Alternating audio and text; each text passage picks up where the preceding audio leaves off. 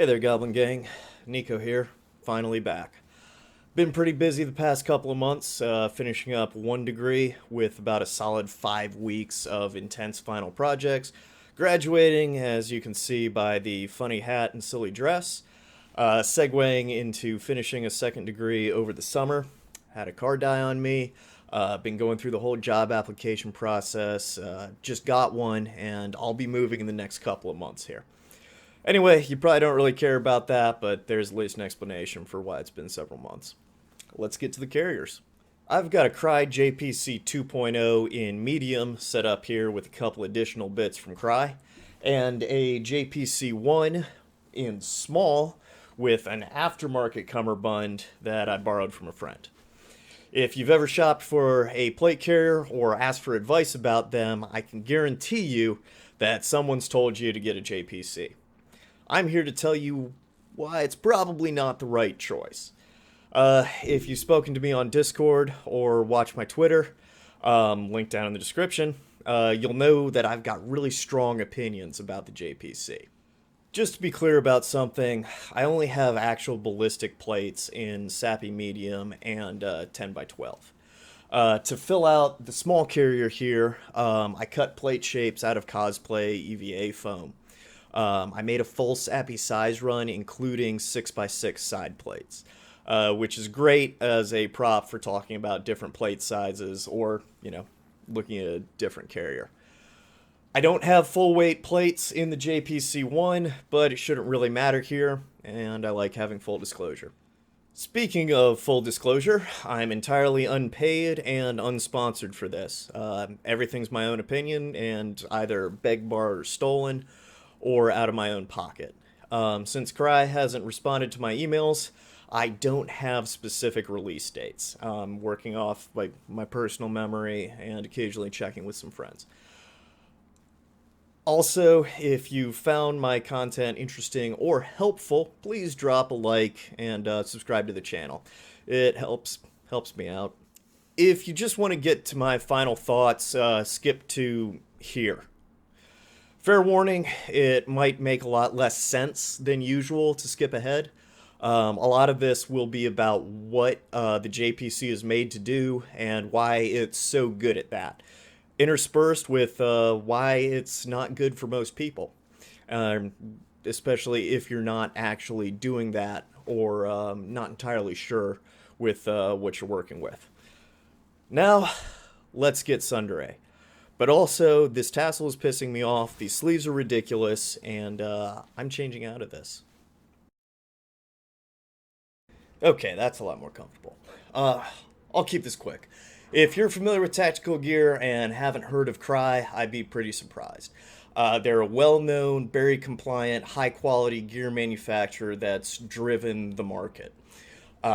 Way back in the early days of the GWAT, they developed Multicam, which was issued in Afghanistan before the Scorpion modification became the mass-issued OCP. You'll often hear buy once, cry once, because they make great stuff that's pretty expensive, and if you're shopping for gear, Crye is often one of the best options. That said, Crye's products are often very niche and designed for very specific applications. Keep that in mind throughout the rest of this. Now let's actually take a closer look at these. Both versions of the JPC, the 1 and the 2, are currently available and very similar. So I'm going to look at them together. Like any Crye product, they're pretty high quality.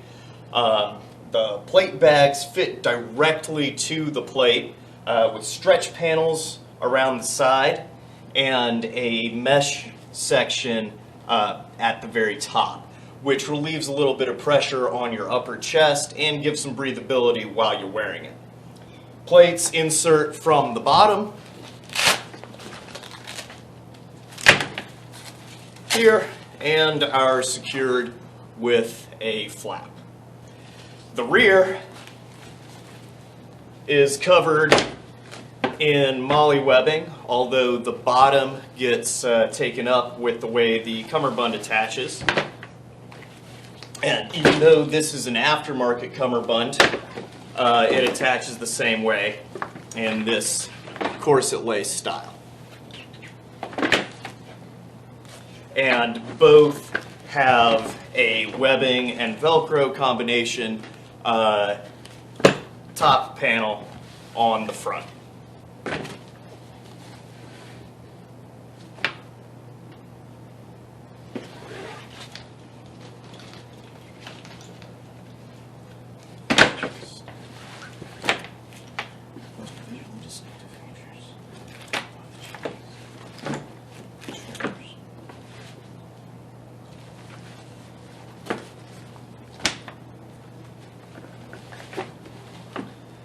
Here.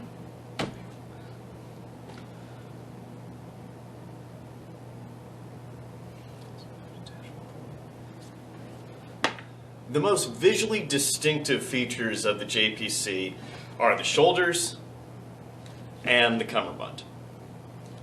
The shoulders are triangular, thin, a kind of rubberized material, and have an empty space in them. Same on both the 1 and the 2. The cummerbund is skeletal, just 3 MOLLE straps. The style has gotten fairly popular since the JPC's release, but as far as I'm aware, the JPC was the first to do this, or it was the carrier that popularized it. As you can see, that style is carried over to aftermarket cummerbunds as well. Both also have attachment points on the back for a single band chicken strap, if that's your thing.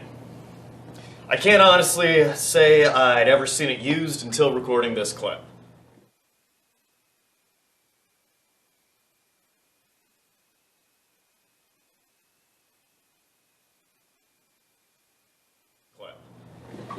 There are also attachments at the front for attaching a side plate pouch. Now for a quick overview of the differences. The 2 is basically a straight upgrade in every respect except 1, which is more of a side grade instead, which is the front flap. The 1 has a front flap and the 2 does not.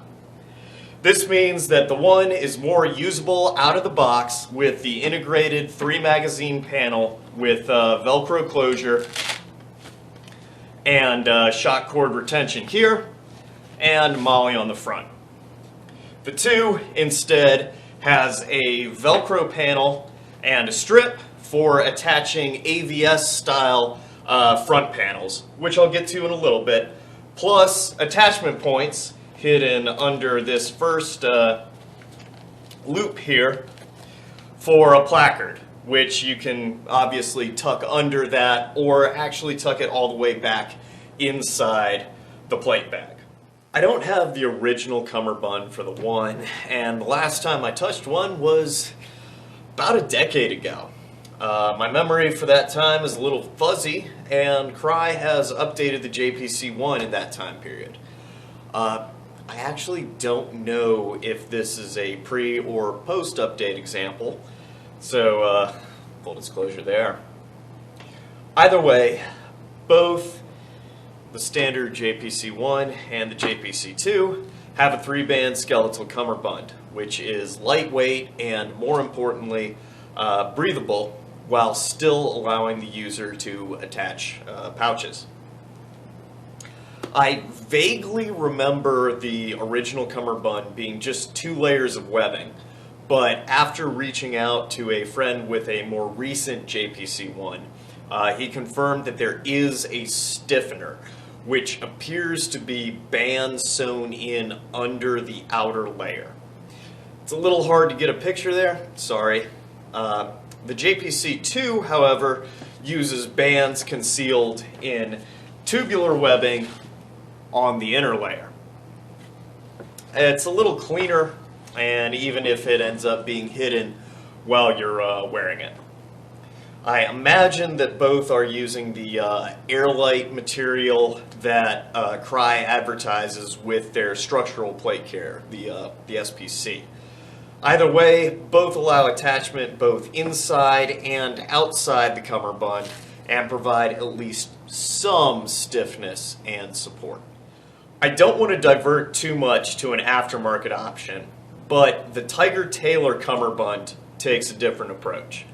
Despite the implications of the name, they're a French company, and they keep the skeletal look, but do it with a monolithic plastic piece covered both outside and inside in fabric.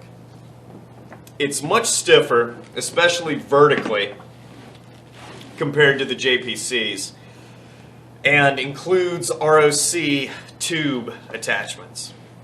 I'm still not completely sold on tubes, but this isn't the time or place. If that's something you like, this at least seems like a solid option. Finally, the two's Velcro attachment flaps have these handles that you fold back over and then peek out behind whatever you put on the front and provide for rapid or emergency removal, which I'll talk about a little bit more in the next section along with the shoulders. Shifting up to the shoulders, they both attach and adjust with a basic Velcro overlap and have unpadded covers. As I've said previously, I prefer padding, but this is what they came with, so that's what we're using. Incidentally, when shortening the shoulders of the two to fit me, the folded over portion, so this bit right here,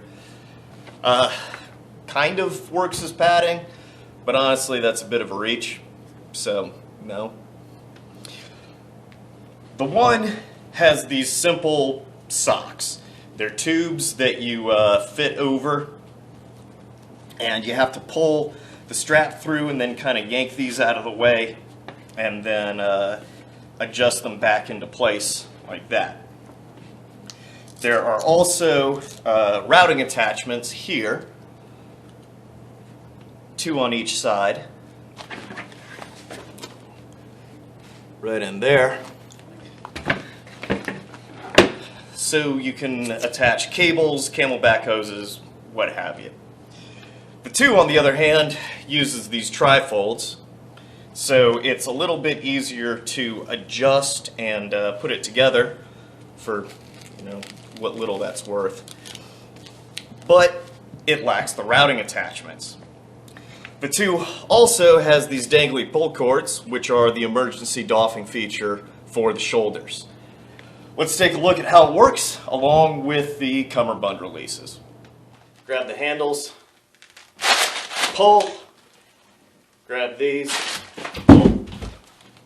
If you really want or need that capability and for whatever reason you're stuck with a JPC1, there is an upgrade kit available.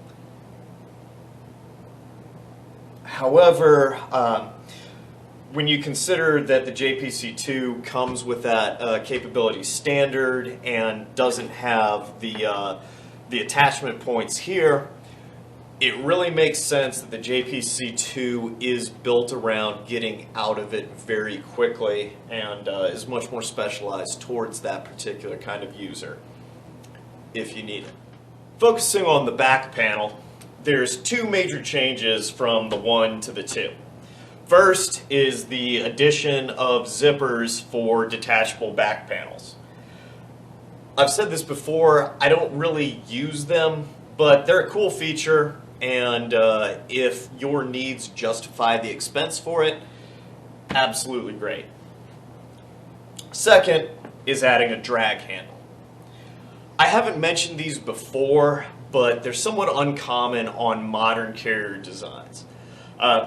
Honestly, I wouldn't be surprised if the handle and the e-doffing were features specifically requested for official, if limited issue, adoption or specific gear budget discretionary funding buys that came in so commonly that Crye decided to upgrade it when they shifted up to the JPC2. Set up like this, you can kind of see that the JPC2 here has a little bit more structure than the JPC1. I think that is mostly because the zippers in the back of the JPC2 hold it up better. I could be wrong, but either way. As I said before, both of these are in current production. You can buy both of them directly from Crye if you're willing to wait. I think it took me about 3 to 4 months to get mine, and that was ordered over Christmas. Well, a more recent order from a friend took about 2.5 months for a JPC2 in Ranger Green. Both of these are available in any size from small to extra large. So for anyone using SAPI plates, you can get pretty much any size except for extra small. And medium is the size to use if you're wearing 10 by 12s. The JPC1 is available in Coyote Brown, Ranger Green, and Multicam, so 3 different colors, and costs $210. The 2 is available in the same sizes, those 3 colors, as well as black, Multicam Black, Multicam Tropic, and Multicam Arid. It also costs $242. So it's about an extra $32 for a little bit more color options, and what I'd say is generally a better carrier with more options, and especially if what you're looking for and what you really need includes that emergency doffing ability. The JPC2 is where to go. However, the biggest difference is that the JPC1 is ready out of the box because it has that front flap already attached with a triple magazine panel. For the JPC2, you have to buy something. And that's going to cost you a little bit extra unless you already happen to have one or several just lying around. So that's at least something to consider.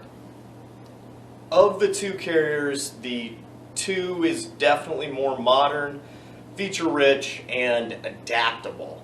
So if you're really considering the JPC, the 2's probably going to be the better choice unless you absolutely need, right now, out of the box, a JPC that works and you can't spare the extra 30 plus 60 to get it working. Well, the JPC2 has attachment points that you can hang buckles off of, here and here, for attaching any placard like this S-Tac or any placard-like chest rig on the market. It's really intended for the Crye proprietary AVS front flap system. This attachment system consists of this strip of not quite molly webbing here, as well as the front panel. Looking at it closely, you can see that the slots aren't actually the right size for molly, and they don't actually line up, using my ever-present popsicle sticks, with the upper panel. To use it to attach this 3-magazine stretch panel, you slide the tails through the loops. And to make it a little bit easier, I'm again going to use popsicle sticks. Sorry if this takes a second. Fold them all the way through.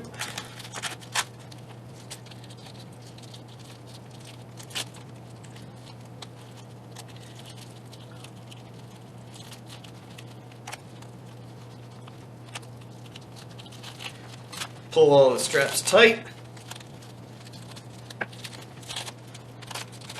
Make sure the shock cord is tucked up underneath.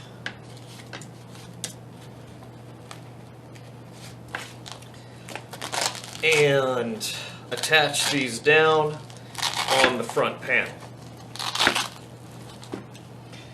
Then this panel effectively acts as a front flap.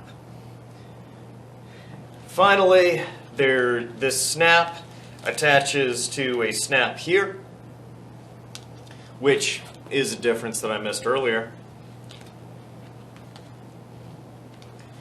at the bottom of the carrier. What you end up with is a switchable front panel that integrates into your carrier nearly as well as a traditional front flap. Compared to a placard like the STAC one, you have more consistent placement and less movement when you do lift it up. And in exchange, it takes a little bit longer to swap out, and there's only a grand total of 5 different options compatible with it, compared to dozens, if not hundreds, of placard options. On the other hand, if one of those 5 is exactly what you're looking for, who cares about all the other options? Everything up until now has been about basically the archetype of the lightweight plate carrier. And that's a really good word because the JPC kind of developed the lightweight plate carrier, and we'll get into that more later. The quality is excellent, there's fantastic attention to detail, and the 2 is an intelligent and solid evolution of the original. As I said earlier though, Crye makes stuff that's very niche, and the JPC is no exception to that. Another way to put niche is weird. So I'm going to put this on and we're going to start talking about just why the JPC is a little weird. As soon as I put this on, it felt strange. You might be able to see it here, but we'll get a better look once I get the t-shirt out and marked up properly. But the main issue is that the plate is sitting lower than it should and lower than it has with every other plate carrier I've looked at here. My sacral notch is right here, and that's where the plate should be sitting, but the plate's down here. There's 2 to 3 fingers, depending on how much spit and force I use, in between the top of the plate and my sacral notch. I've never really shown the back of a carrier before, but here with the JPC, it's even worse. The top of the plate is sitting basically right above the point of my shoulder blades. So it's sitting incredibly low in the back as well. Just to remind you, I am currently wearing the same size plate, Sappy Medium, as I have in almost all of the other videos. In fact, I'm going to go get an FCPC and show you how that fits wearing the same plates to compare it. Okay, so this time I've got the FCPC, same setup as I had in that video, wearing the exact same HESCO 3810 plates as I did with the JPC. Again, a little difficult to see. Sacral notch is here, top of the plate is here. There's maybe a finger and a half, but it's especially notable in the back. The top of the plate is coming up pretty much to, above the base of my neck. It's fitting better there. It doesn't feel like it's flopping down my back. And that tells me that this is going to be able to carry weight a lot better than the JPC is going to over any period of time. So just in general, a different type of fitting fits better. Now I'm going to swap this over to the small JPC and we'll see how that fits. Now I'm wearing the JPC1 in small with dummy plates in. As you can see, it fits me better. The plate is sitting where it should be, right top right at the sacral notch. And while the back is lower down than it was with the FCPC, it's much more reasonably placed. The shoulders are still wider than the other carriers, but at least now they're actually on my shoulders. By now, you should have noticed that the JPC has a unique design, and unique is another way to say weird. However, this starts making sense once you consider the niche that the JPC was made for, and that niche is right in the name. It is the jumpable plate carrier. Now, I've got my jump wings, but I was in a mech unit and I never jumped in kit.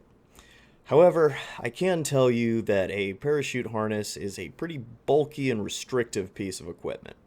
And we can look here at some soldiers testing the then new harness with the IOTV, standard issue plate carrier, to see how it fits.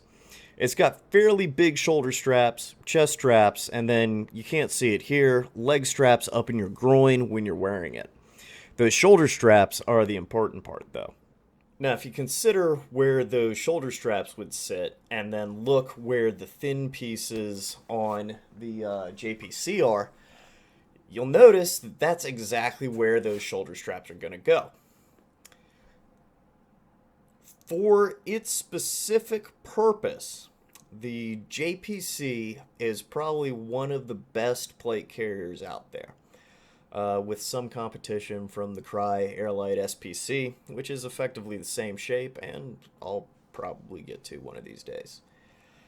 However, if you're not jumping out of an airplane, its design is of questionable benefit to you.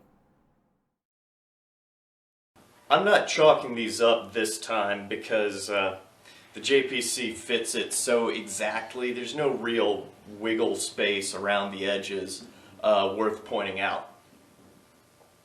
However, do want to point out, I am looking at two versions of the JPC and comparing it to the FCPC. The FCPC is going to be in black, the JPC2 will be in red, and the JPC1 in small is going to be in green. With that said, I'm going to go mark this up and come back with the results. Alright, this is a little bit messier than usual. Now, big things we can see is that the JPC1 in small and the FCPC in medium both fit about the same way around the inside of my neck, sitting right about the same point with their inner shoulders. The FCPCs come up this way while the JPCs come out this way. Both the JPC1 in small and the 2 in medium have much wider shoulders out here. These little shapes are where the cut in the shoulder was, so you can kind of guess that the edge of the plate is here and there. So, yeah, like I've mentioned before, the JPC2 ends up with much wider shoulders than the FCPC did, and I had to go down to the small to get something that fit how I prefer it to fit. With how wide the shoulders go and the length forced onto it by the triangles here, the JPC ends up having a really big head hole. And when I say really big, I want you to really understand just how big it actually is. Didn't touch my hat. Despite how far the shoulder straps did go out, it did not interfere with shouldering the weapon at all, even on the much wider medium.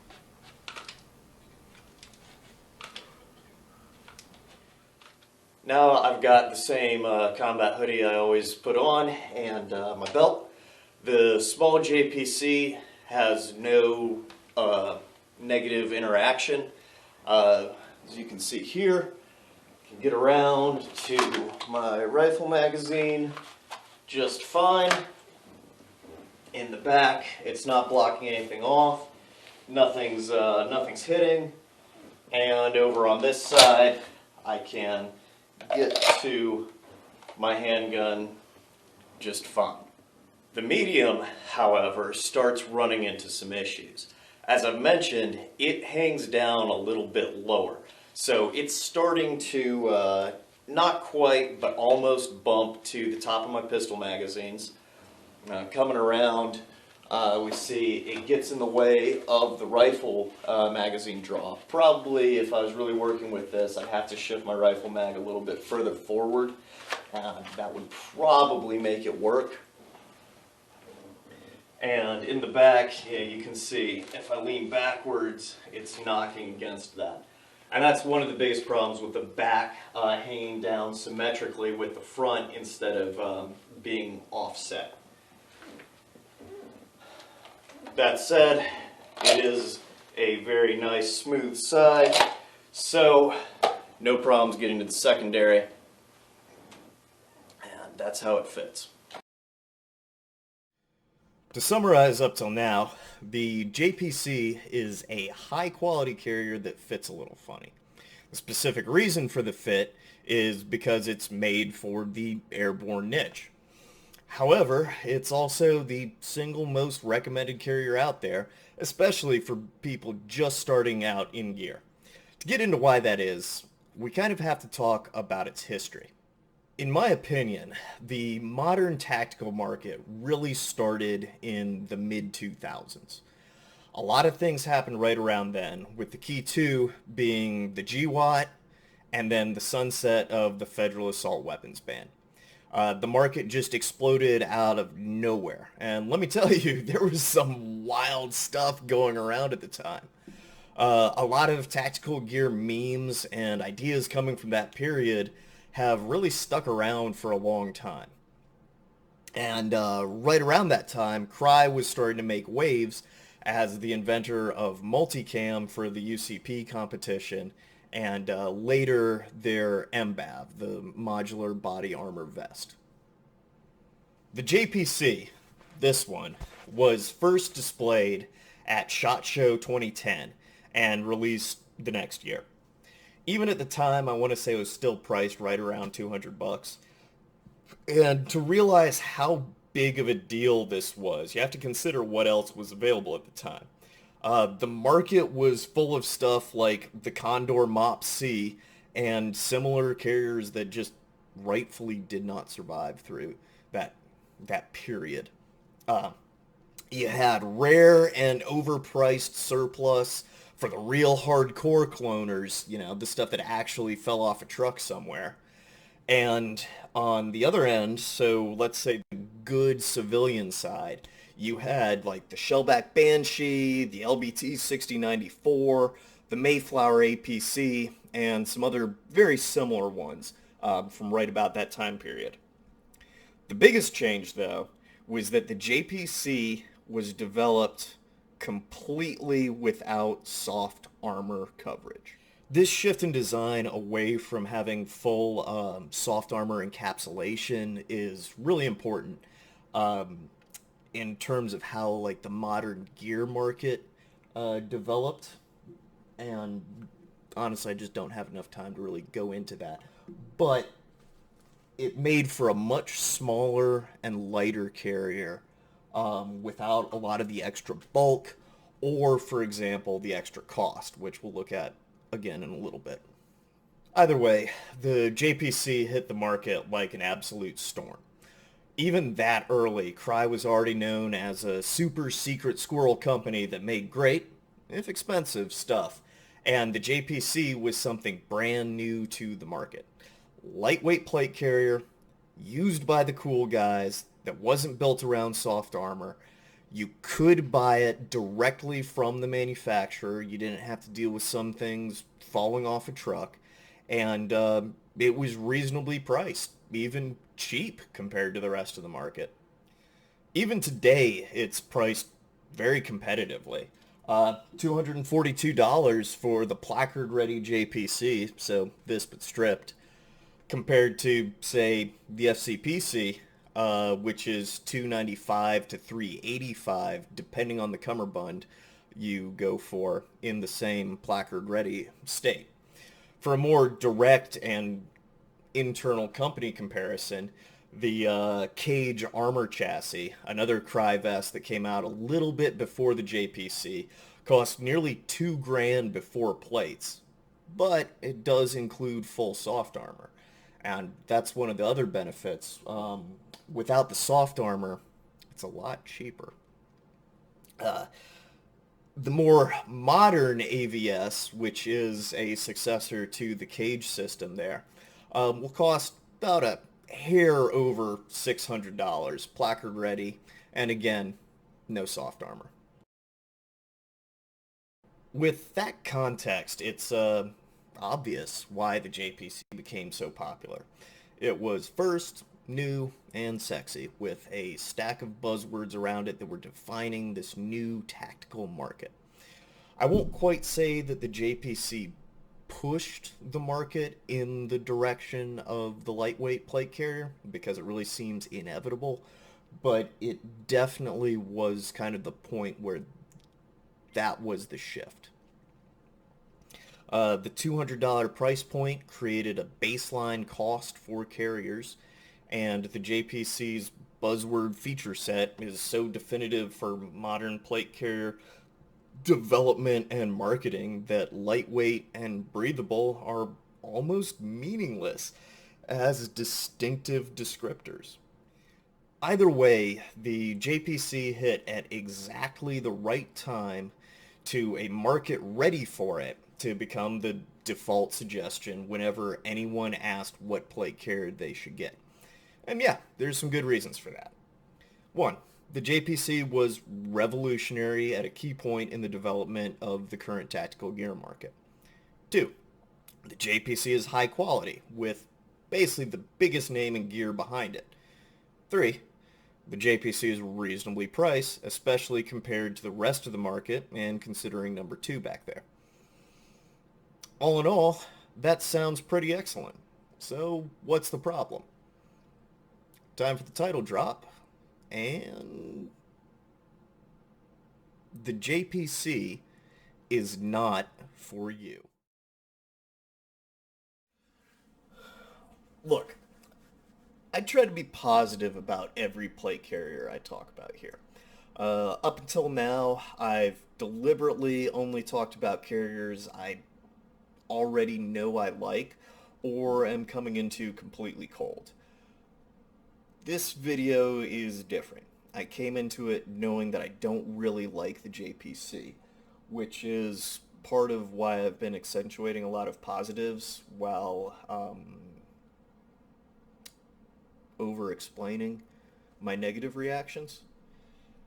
Anyway, I have 3 main issues with the JPC, especially on the civilian market. First, it fits funny. Secondly, it's very niche and incredibly easy to misuse. Third, given the first 2, it's over-recommended to a ridiculous extent. As I've already mentioned, the JPC doesn't fit like any other carrier on the market that isn't a clone. The biggest reason is the way the straps sit. Every carrier I've looked at so far has straps that are narrower than the front plate, such as, from left to right, LBT 6094, Can-Am Vicarian, and the FCPC. In contrast, the JPC straps come out at an angle from the body of the carrier. Measuring here, looks like that angle is about, not quite 25 degrees, or about 400 mils. Because, of course, this is the only protractor I own. The upshot is that the JPC's adjustment actually goes in 2 directions.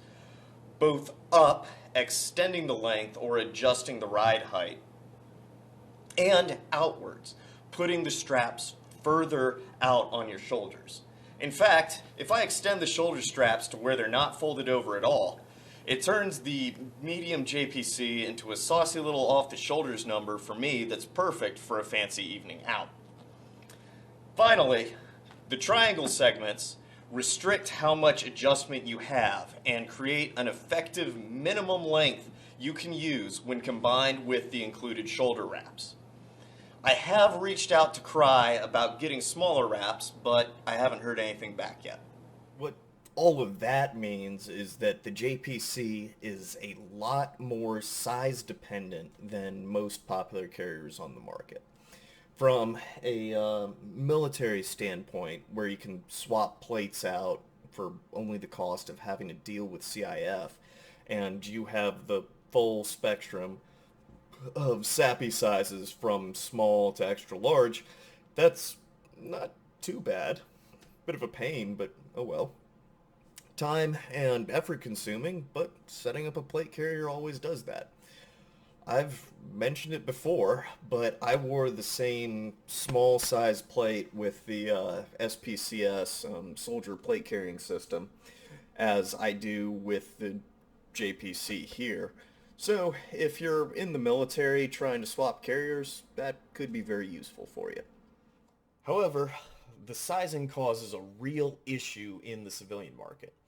The most available, read cheapest, plates on the civilian market are 10 by 12. While I've talked about how that's not actually the same as SAPI medium, some of them will fit into the medium JPC. It's worth mentioning that the ones I have, which are RMA 1155 multi-curves, which are notably thicker, do not. At the same time, I have a buddy with a large JPC and 10 by 12 plates, and it fits just fine. However, the plate flops around, so it doesn't really fit. And they definitely will not fit into the small JPC. Well, depending on the carrier, something like 90% of people can make a 10 by 12 work, if not perfectly, at least well enough. The JPC with a 10 by 12 only works for a much narrower slice of the population.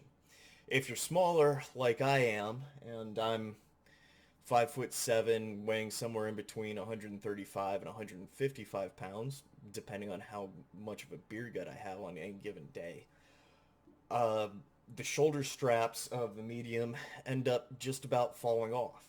If you're larger, the plate is dangling down like a gut plate and not really protecting the vital organs it should be.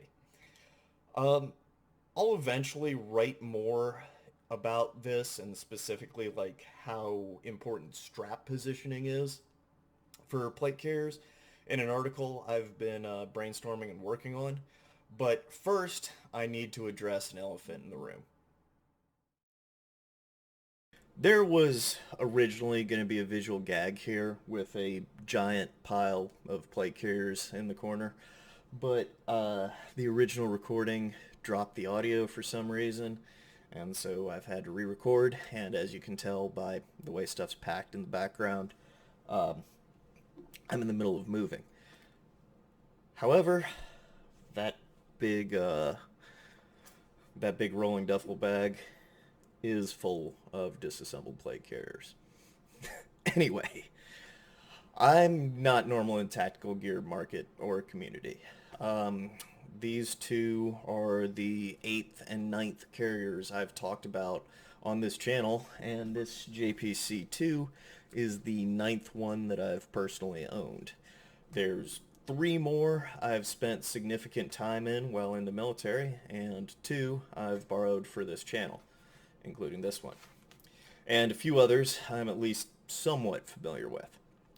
Realistically, most people aren't going to get this many. They're going to get 1 or maybe 2 and stick with that. To be clear, this is not a bad thing. Between any given 2 plate carriers, there's often not enough to actually differentiate between them to be worth spending that extra money unless you have some very specific needs that one of the other ones covers. And that's why I'm here, trying out an actually insane number of carriers to help you make a decision. Please buy some patches so I can pretend this is actually worth it. and to pay for my U-Haul. Heck, even my time in the military was a little unusual. I was in during a very gear transitional period, so I was issued 3 different vests during my time in. More recently, it seems you're more likely to only get 1, maybe 2, depending on branch and exactly what you're doing. And realistically, just about anything on the market is going to be better than standard issue in at least one way. So that first cool carrier you get is very likely to be your last one. Warned you I tend to ramble. Now, before we get into misuse, you have to remember that the specific designed use case of the JPC is that it's lightweight and breathable carrier optimized for airborne operations.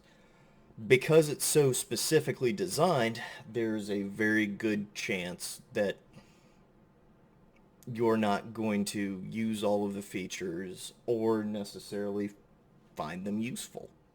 Hitting lightweight first. The carrier itself is going to be the lightest major component of your vest system.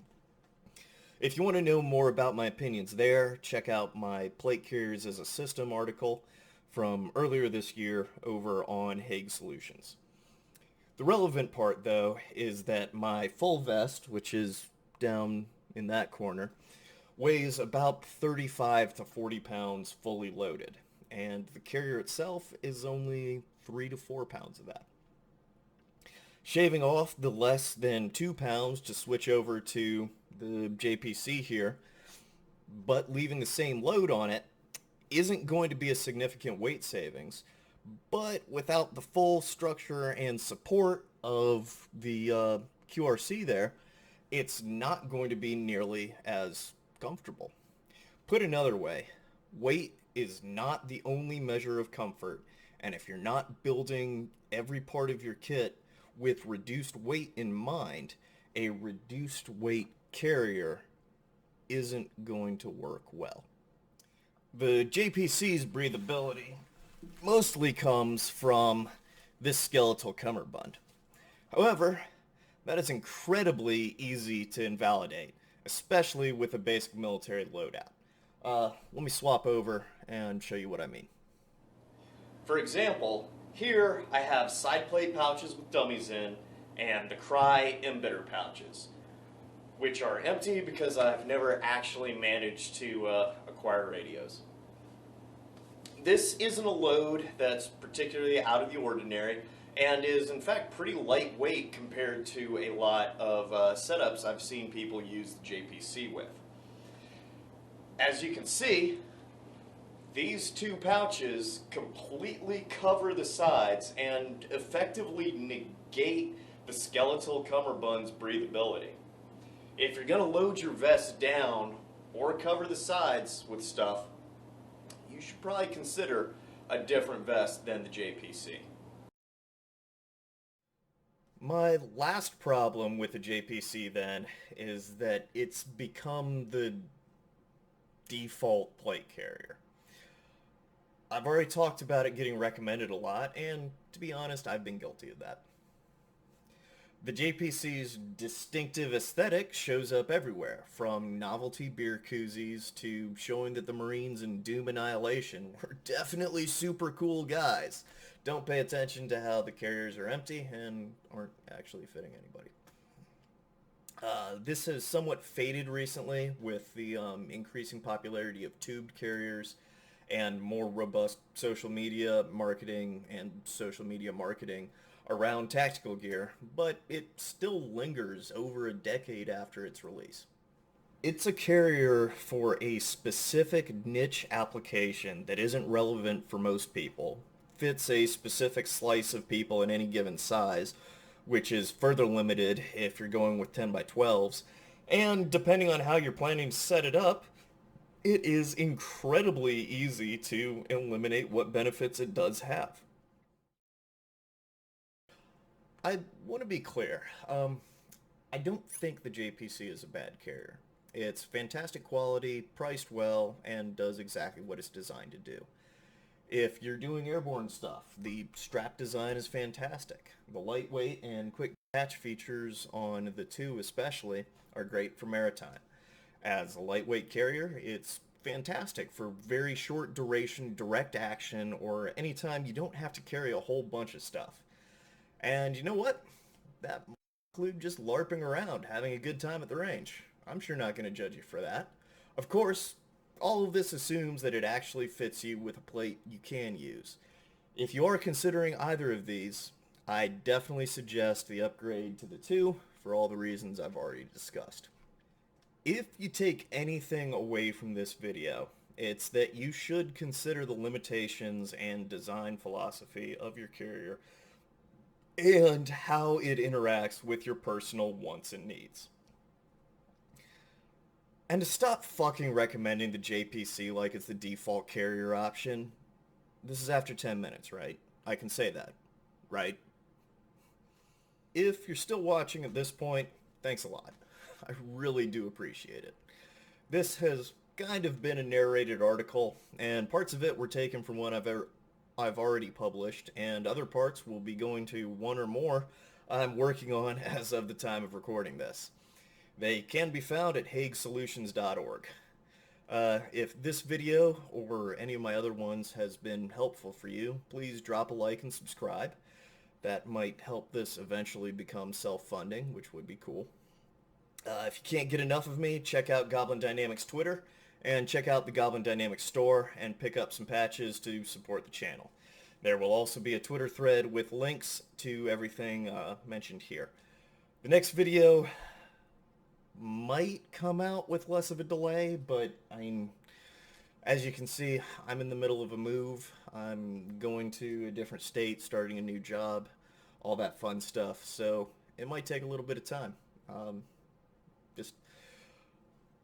I'll try to do it again as quickly as I can. As always, thank you for watching, and have a good one.